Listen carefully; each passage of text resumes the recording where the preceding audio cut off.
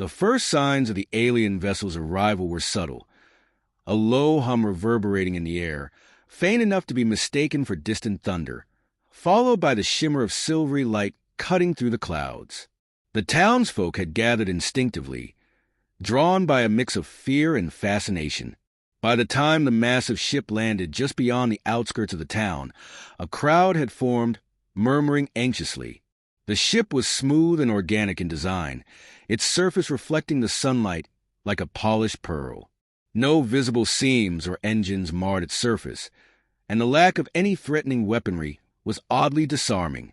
When a section of the ship slid open without a sound, the crowd stepped back as one, their breath caught in their throats. Two figures emerged, their silhouettes unfamiliar but unmistakably humanoid. The first was an older woman, her posture regal despite the evident weariness in her movements. Her skin was pale and faintly luminous, her eyes large and filled with a desperate kind of determination. Behind her, a younger figure hesitated, clutching at the older woman's arm. The daughter's beauty was striking, though she seemed fragile, her gaze fixed on the ground. The older alien raised her hands in a gesture of peace and took a step forward. The crowd remained silent, their unease palpable. Then she spoke, her voice lilting but clear, her words somehow resonating in the minds of those present despite the language barrier. "People of Earth," she began, her tone solemn, "I come before you not as a conqueror, but as a mother. My name is Myra. This is my daughter Lyrian. We seek your help." A ripple of confusion and curiosity swept through the crowd. Some exchanged glances. Others whispered questions they dared not speak aloud. It was Drainer, a local scientist, who finally stepped forward.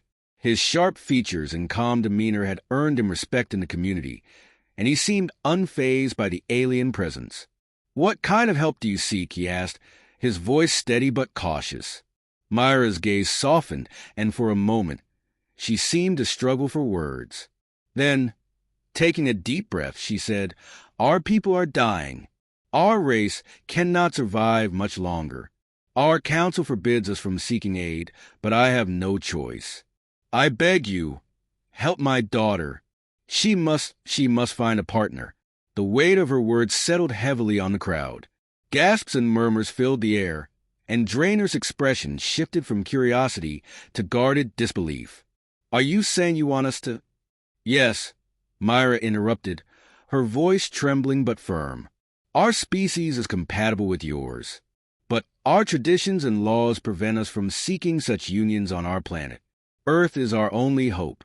The crowd erupted into chaotic noise, some voices incredulous, others angry, and a few merely stunned into silence. Drainer raised his hands, calling for calm. Slowly, the murmur subsided, and he turned back to Myra. "Why should we trust you?" he asked, his tone measured. "How do we know this isn't some kind of tricks?" Myra's shoulders sagged, and for the first time, her composure faltered. "I understand your doubts," she said quietly, "but I have no other way to convince you. Our people have grown distant, afraid of change. They value purity over survival, even as we face extinction. I broke every law, risked everything, to bring my daughter here. If you choose to turn us away, I will accept that. But please consider what is at stake." Her words hung in the air, heavy with unspoken emotion. Drainer studied her for a long moment, then glanced at Lyrian. The younger alien hadn't spoken a word, her delicate features marred by an expression of deep unease. She looked like someone caught between hope and fear, unsure whether to step forward or retreat. Drainer sighed and turned back to the crowd. "We need to understand more before we make any decisions," he said firmly. "This is not something we can take lightly." There were murmurs of agreement, though not all were convinced. Myra nodded, her expression grateful but guarded. "I will answer any questions you have," she said, "but please give us a chance." Over the next several hours, the aliens were escorted to a nearby community hall, where a small group of humans gathered to hear Myra's story.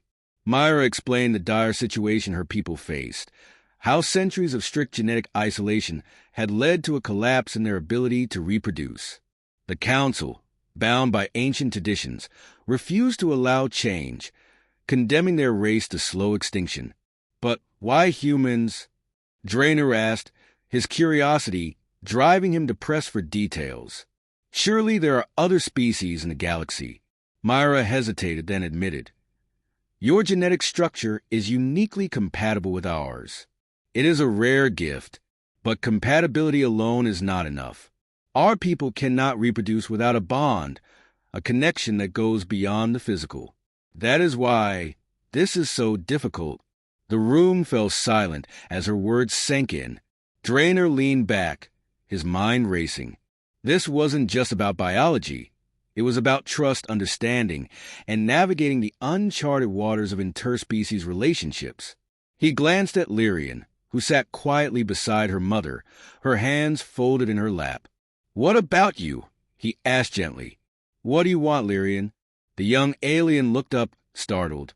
Her silver eyes met his for the first time, and for a moment, she seemed lost for words. Then, in a voice barely above a whisper, she said, "I don't know. I've never had a choice before." Her words struck a chord, and Draynor felt a pang of sympathy. He realized that Lyrian was just as much a victim of her circumstances as anyone else. She was caught between her mother's desperation, her people's traditions, and the expectations of an entirely different species. Draynor turned back to Myra. "If we decide to help, it will be on our terms," he said firmly. "This isn't just about survival. It's about ensuring that Lyrian's choice is respected." Myra nodded, though her expression remained tense. "I understand," she said.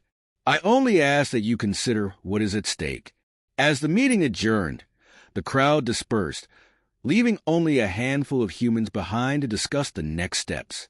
Draynor lingered, his thoughts weighed down by the enormity of what had just transpired. He couldn't shake the image of Lyrian's uncertain gaze, or the determination in Myra's voice. Outside, the sun was setting, casting a warm glow over the fields. Myra and Lyrian stood by their ship, their figures bathed in the fading light.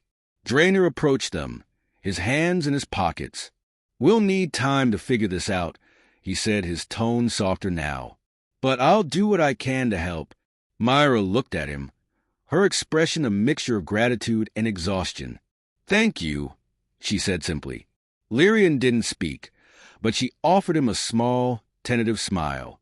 It wasn't much, but it was enough to remind Draynor why he'd chosen to step forward in the first place. This wasn't just about saving a dying race. It was about finding a way to bridge the gap between two worlds, one step at a time.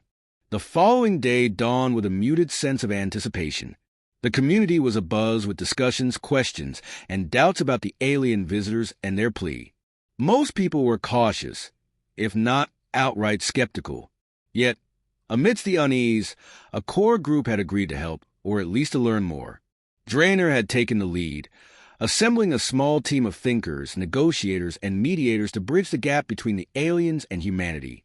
Myra and Lyrian were temporarily housed in a repurposed community building near the town's edge. It was simple but functional, with enough space for privacy and quiet reflection. When Draynor arrived that morning, he found Myra sitting alone in the main room, her gaze fixed on the window. The silvery light from her skin reflected faintly against the walls, lending the room an otherworldly glow. "You seem troubled," Draynor said, stepping inside. Myra turned, her expression unreadable. "Troubled is a mild word for what I feel," she said softly. "Every moment here is a gamble. I risk not just my daughter's future, but the remnants of my people's dignity." Draynor took a seat opposite her, placing a tablet filled with notes on the table between them. "You risked a lot coming here. I can't imagine how difficult it was to defy your counsel." "They call me a traitor," Myra said with a bitter edge to her voice. "To them, I have abandoned our traditions, our way of life. They would rather die clinging to the old ways than accept change. But what mother could stand by and watch her child fade away without trying everything?" Draynor nodded, sensing the depth of her conviction. And what about Lyrian? Does she share your resolve? Myra's gaze dropped. She's young. She's afraid. I brought her here with the hope that she might find strength in this world. But I see her struggle. She was raised in a society where emotions were suppressed, choices dictated. The concept of free will is foreign to her. Drainer leaned back, considering her words. That's going to be a challenge. If she's going to bond with a human, as you say, it has to be her decision. Our species values autonomy. Without that, there's no trust. Before Myra could respond, the sound of footsteps echoed down the hallway. Lyrian appeared in the doorway, her presence as delicate and hesitant as ever. She glanced between her mother and Drainer, her expression uncertain. Is everything all right? Drainer asked, offering her a reassuring smile. Lyrian nodded, though her posture remained tense. I heard voices, she said quietly. I thought you might need me. Myra gestured for her to join them, and Lyrian took a seat beside her mother. For a moment, the three of them sat in silence, the weight of unspoken words filling the room. Finally, Drainer broke the quiet. Lyrian, I want to hear from you, he said gently. What do you think about all this? About being here? About what your mother has asked of us? Lyrian hesitated, her hands fidgeting in her lap. It's overwhelming, she admitted. I never thought we'd leave our world, let alone come to a place like this. Everything here feels strange, and the idea of bonding with a human, I don't know if I'm ready for that. Drainer nodded, appreciating her honesty. That's fair. No one's going to force you into anything. But if this is going to work, we need to understand each other better. We need to build trust. Lyrian looked at him, her silver eyes searching his face for sincerity. How do we do that? She asked softly. Drainer smiled faintly. One step at a time. Over the next few days, efforts to foster understanding between the humans and the aliens began in earnest. Drainer and his team organized small gatherings where Myra and Lyrian could interact with volunteers from the town. These meetings were carefully structured to ensure mutual respect and open communication, but progress was slow. Many humans remained wary, while Lyrian's reserved nature made it difficult for her to connect. One afternoon, Drainer invited Lyrian to join him for a walk through the nearby forest. He hoped that a change of scenery might help her relax and open up. The forest was vibrant with life, the air filled with the sound of rustling leaves and birdsong. Lyrian walked beside him, her movements graceful but tentative. This place is beautiful, she said after a while, her voice tinged with wonder. So alive. Drainer smiled. It's one of the things I love most about Earth. No matter how chaotic life gets, places like this remind us of the simple beauty around us. Lyrian paused, her gaze drifting to a cluster of wildflowers nearby. She knelt to examine them, her fingers brushing the delicate petals. Our world wasn't like this, she said. It was cold and stark, functional but empty. Drainer watched her, struck by the sadness in her tone. Do you miss it? Not the place, she admitted, but there were people I cared about, friends. They don't know where we are or why we left. They'll think we abandoned them. Drainer crouched beside her, his expression thoughtful. Sometimes doing what's right means making difficult choices. It's clear your mother believes this is the best chance for both of you, but that doesn't mean it's easy. Lyrian nodded, her fingers tracing the edge of a flower's petal. She's always been strong. I wish I could be like her. You don't have to be exactly like her, Drainer said. Strength comes in many forms. You're here, facing the unknown, trying to find your own path. That takes courage, too. For the first time, Lyrian smiled, a small, genuine expression that softened her features. Thank you, she said quietly. Drainer stood, offering her a hand to help her up. Come on, there's more to see. As the days turned into weeks, Lyrian began to adapt to life on Earth. She grew more comfortable interacting with humans, and her natural curiosity led her to explore the town and its surroundings. Myra, meanwhile, continued to advocate for her daughter's cause, working tirelessly to earn the trust of the community. The breakthrough came one evening during a town gathering. Draynor had invited both Myra and Lyrian to speak about their experiences and hopes, and the room was filled with people eager to listen. Myra spoke with her usual eloquence, but it was Lyrian's quiet, heartfelt words that truly resonated. "I know many of you doubt us," she said, her voice steady despite her nerves. "I can't blame you for that. We come from a place so different from yours, and we've asked for something that must seem impossible. But I want you to know that we're not so different.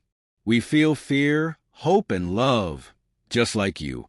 And all I want is a chance to find a connection, someone who can see me for who I am, not just what I am." Her words were met with a ripple of applause, and for the first time, the tension in the room seemed to ease. Draynor watched from the sidelines, his heart swelling with pride. He had no doubt that Lyrian's journey was far from over, but he could see the first glimmers of hope shining through the uncertainty. Later that night, as the gathering dispersed, Myra approached Draynor. "You've done so much for us," she said, her tone filled with gratitude. "I don't know how we can ever repay you." Draynor shook his head. "You don't need to repay me. This is about more than just helping you. It's about showing what's possible when we set aside fear and choose to understand each other." Myra smiled, her expression softening. "Perhaps there's hope for both our worlds after all." In the weeks that followed the town gathering, a cautious but undeniable shift began to take root. Where there had once been suspicion and unease, there was now a budding curiosity.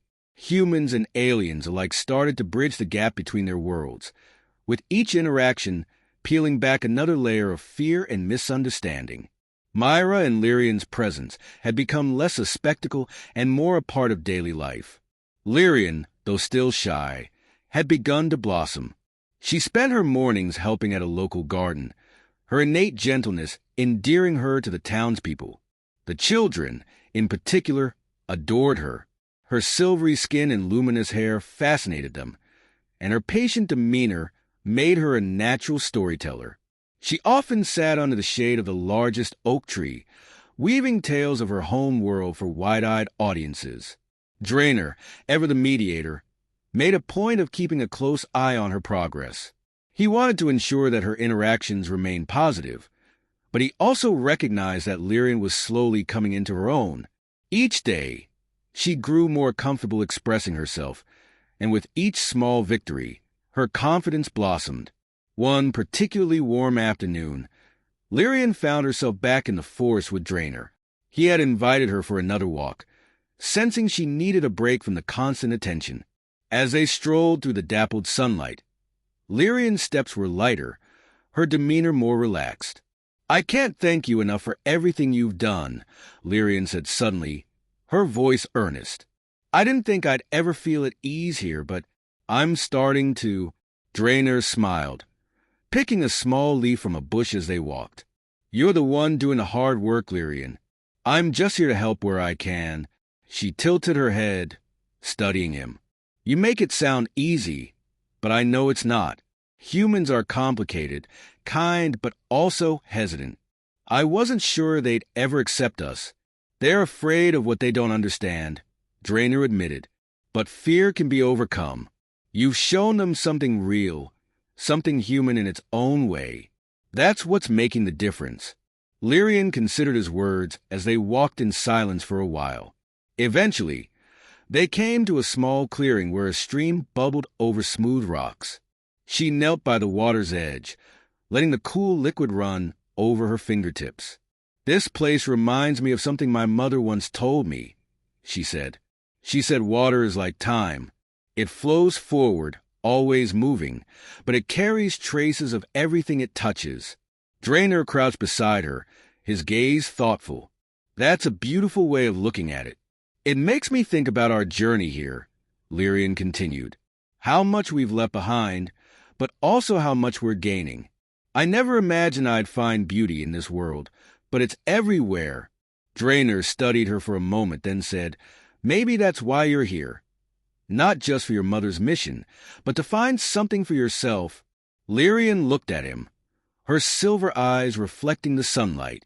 "Perhaps," she said softly. Meanwhile, Myra had been hard at work with Drainer's team, coordinating the next steps in their efforts to build trust and find a way forward. She had grown increasingly optimistic as the days went by, buoyed by the progress Lyrian was making and the kindness she saw in the humans. One evening, as the sun dipped below the horizon, painting the sky in hues of orange and pink, Myra stood on the balcony of their temporary home. She watched as Lyrian returned from the forest, her steps light and her expression serene. For the first time in years, Myra felt a flicker of hope. "You seem happy," she remarked as Lyrian joined her on the balcony. Lyrian leaned against the railing, gazing out at the horizon. "I am," she admitted. "It's strange. I never thought I'd feel this way here. But there's something about this place, something healing." Myra reached out, placing a hand on her daughter's shoulder. "You've come so far." "I'm proud of you," Lyrian smiled, her gaze softening. "I couldn't have done it without you." For a moment, they stood in silence, the bond between them stronger than ever. But Myra's thoughts drifted to the challenges still ahead. The humans' willingness to help was a promising start, but the ultimate goal, the continuation of their species, remained uncertain. The turning point came during a town-wide festival organized to celebrate the growing unity between humans and aliens. The event was a blend of cultures, with traditional Earth dishes sharing space with alien delicacies and music from both worlds filling the air. Lyrian had been hesitant to attend at first, but Drainer had convinced her, promising it would be a night to remember. As the festival unfolded, Lyrian found herself swept up in the energy and joy around her. She danced with children, sampled food she couldn't name, and laughed more than she had in years. For the first time, she felt truly connected to the people around her. It was during this festival that a young man named Oren approached her. He was a farmer's son, with an easy smile and a kind heart. He had been one of the first to volunteer for Drainer's initiative, driven by a genuine desire to help. Over the weeks, he had watched Lyrian from afar, admiring her courage and resilience. "May I have this dance?" he asked, extending a hand toward her. Lyrian hesitated, glancing toward her mother, who gave her an encouraging nod. Slowly, she placed her hand in Oren's, allowing him to lead her to the dance floor. They moved awkwardly at first, but as the music swelled, Lyrian began to relax. Oren was patient, guiding her with gentle confidence. As they danced, he spoke to her, his words light and warm, and Lyrian found herself smiling. By the time the music ended, something had shifted between them. Oren looked at her with a sincerity that made her heart flutter, and for the first time, Lyrian felt the stirrings of something she couldn't quite name. Later that night, as the festival wound down, Drainer found Myra watching Lyrian and Oren from a distance. The young man was showing Lyrian how to light a paper lantern, their laughter carrying on the breeze. "She's finally starting to believe," Myra said, her voice tinged with emotion. Drainer nodded. "And so are they. This is how it begins." With moments like this, Myra smiled, her gaze never leaving her daughter. "Perhaps there's hope for us yet, under the starlit sky." The paper lanterns rose into the air, carrying with them the unspoken dreams of two worlds united by the courage of one mother and the resilience of her daughter.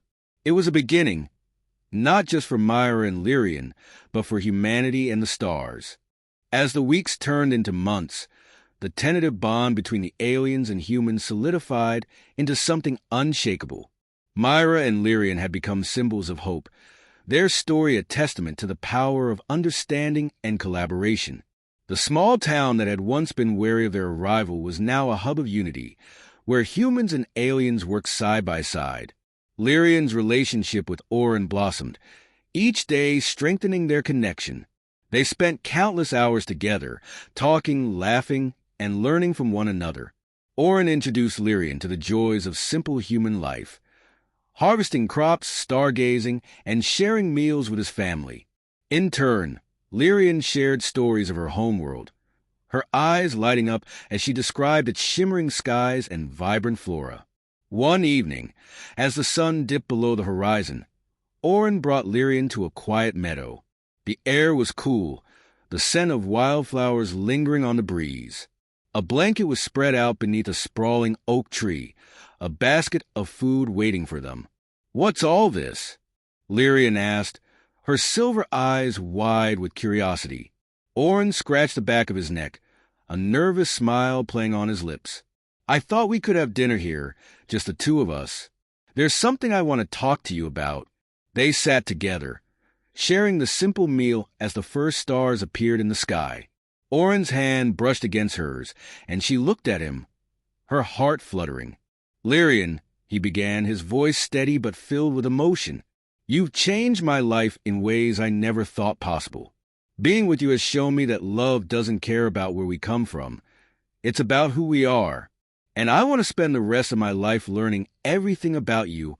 Lyrian's breath caught as Oren reached into his pocket, pulling out a small, intricately carved wooden pendant. "It's not much," he said, "but I made it for you, a symbol of my promise to stand by you, no matter what." Tears welled in Lyrian's eyes as she accepted the pendant, her fingers brushing against his. "Oren," she whispered, her voice trembling, "I've never felt this way before. You make me feel like I belong, like I'm not just surviving but truly living." Their hands intertwined, and as the stars above bore silent witness, they shared their first kiss, a moment that felt like the culmination of everything they had endured. Meanwhile, Myra continued her efforts to bridge the gap between humans and the alien council. With Drainer's guidance, she had written a detailed proposal outlining the cooperation between their species. The council, initially resistant, began to see the value of unity. Reports of the town's transformation reached them, sparking a cautious hope that humans and aliens could coexist. The council eventually agreed to send representatives to Earth to observe the changes firsthand. Myra and Drainer welcomed them, showing them how humans had adapted to alien technology and how aliens had integrated into human life. The representatives were impressed by the mutual respect and understanding that had developed. At a final gathering, Myra stood before the humans and aliens who had come together for this historic moment. Her voice was steady, her words filled with conviction. "We came to Earth seeking survival, but we found something greater, a chance to rebuild not just our future, but a shared one. Let this be the beginning of an alliance that transcends the stars, a bond forged not out of necessity, but out of hope and trust." Her speech was met with thunderous applause, the sound echoing through the night. For the first time, Myra felt a weight lift from her shoulders. They had done it. They had found a way forward. As the years passed, the partnership between humans and aliens grew stronger. Lyrian and Oren's love became a beacon of hope, inspiring others to follow their hearts regardless of the barriers between them. Their child, a beautiful blend of both worlds, became a symbol of unity, a living testament to what could be achieved when two species embraced their differences. Myra, now a revered figure on both Earth and her homeworld, continued to advocate for peace and collaboration. Though her journey had been fraught with hardship, she knew it had all been worth it. She often looked at her granddaughter, marveling at the life they had created together, a life that would never have been possible without the courage to take that first step. One crisp autumn evening, as the town celebrated the anniversary of their alliance, Myra stood on the same balcony where she had once watched Lyrian return from the forest. Now, she watched as her daughter and Oren danced under the twinkling lights, their child laughing in their arms. Drainer joined her, his gaze following hers. "You built something incredible," he said. "We built it together," Myra replied, a soft smile gracing her lips. "And it's only the beginning." As the music swelled and the laughter of humans and aliens mingled in the air, Myra felt a deep sense of peace. They had turned the impossible into reality, proving that love, courage, and understanding could bridge even the widest of gaps. And under the endless expanse of stars, two worlds became one,